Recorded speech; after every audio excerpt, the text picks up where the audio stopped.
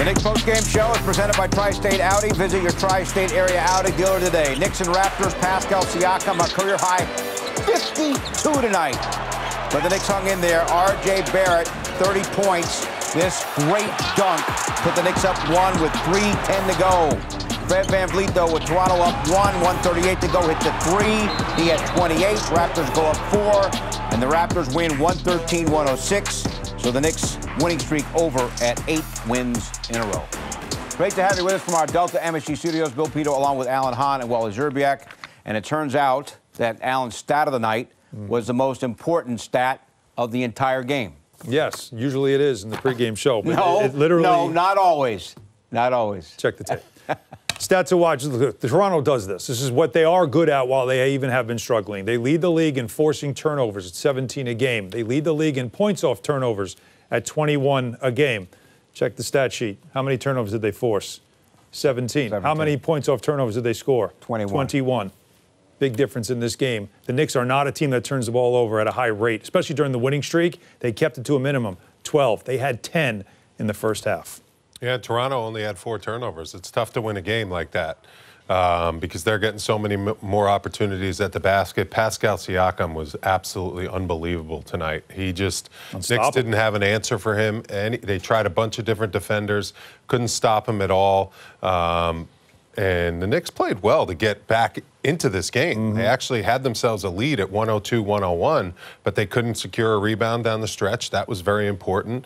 Toronto makes you play small. They muck up the game. They play some zone here and there. And the Knicks got to realize when you're getting the accolades that they're getting around the league, teams are going to come at them to try to break that streak, and that's what it looked like tonight. Toronto looked possessed from the first tip at the beginning of the game. And I'll tell you what, Knicks play like this every night, they're going to win most games. Like they're going to be in most games. So you know you're not going to win every single game, but the effort that Tom Thibodeau got out of his group in this game, especially a couple of times where it looked like it started to get away, kept fighting back, kept pushing back, that's what you want from your team night in and night out. All right, so Quentin Grimes did not play. Sore ankle, was able to hang in there last night, but couldn't play. Emmanuel quickly was excellent as a starter with 20 points, so he played really well. Jalen Brunson, only 3 of 14 from the floor, and yet, Wally, despite this, the Knicks were very much in the game down the stretch. Well, Randle 30, Barrett 30. The Knicks are going to win a lot of games when those two guys drop 30. Yeah. The only problem was they could not stop Pascal Siakam. This guy was absolutely on a tear. The Knicks do a good job here of stopping Pascal Siakam on that play, and Randle gets the lane, cuts the lead to 3. The building's on fire. Fans are going absolutely crazy. There's Quickly with a big 3, looks at the bench. 2-point game. Randle gets that rebound right there. 1-point game, and this is where the Knicks took the lead. The roof almost blew off the building. About 3 minutes to go. 3 minutes to go. 3 minutes to go, but this is a veteran team.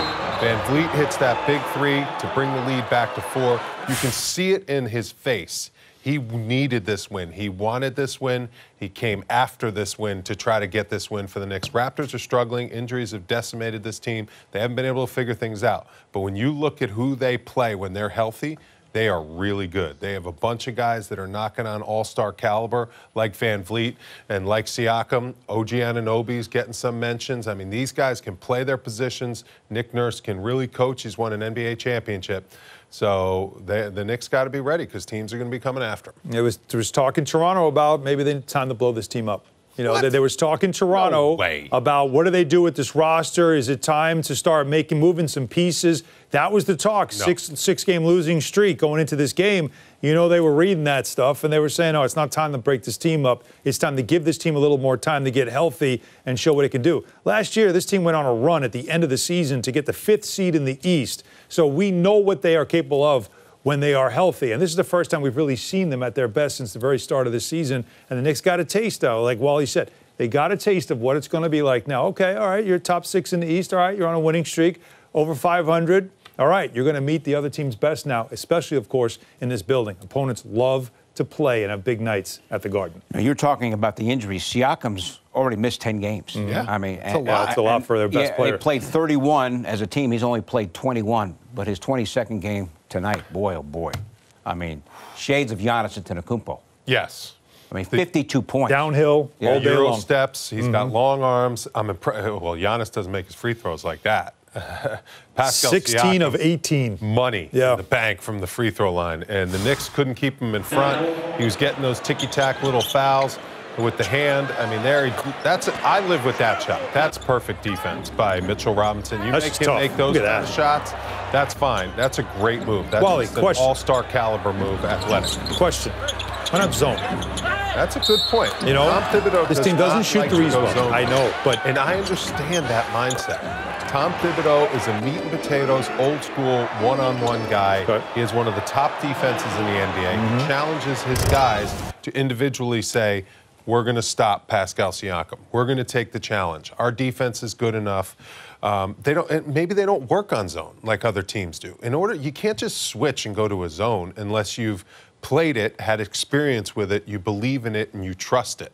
And Tom Thibodeau has always been a great defensive coach, and he hasn't really believed, and trusted going to a zone because you lose control of the game. You start letting guys like Van Vliet get open looks. You already got a guy, Pascal Siakam, who's dropping 30 almost in the first half. You're going to go zone and give him open shots now?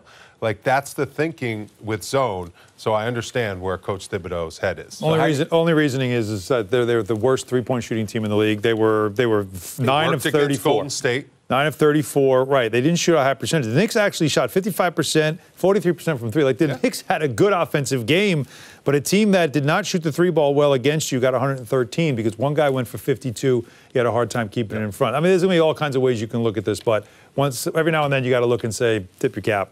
Siakam had a great night. So how do you get ready for a 52-point night?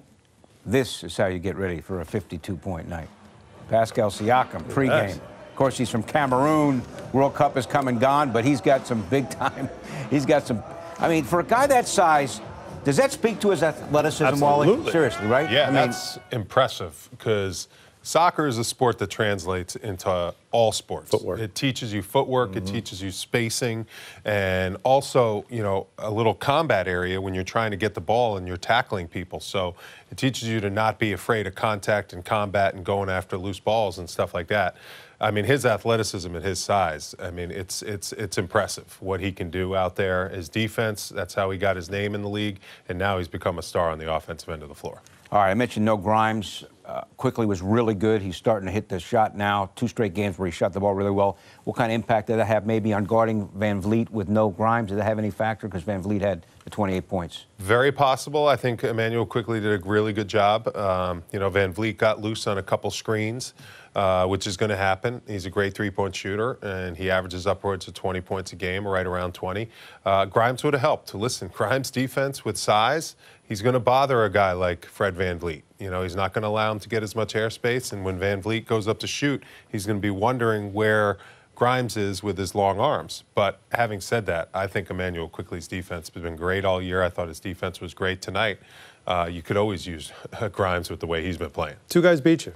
I mean, you got 50 shots out of Siakam and Van Vliet. It was 2 guys that beat you, and that's, again, stars, veterans, with a team that is struggling. This is what they're supposed to do.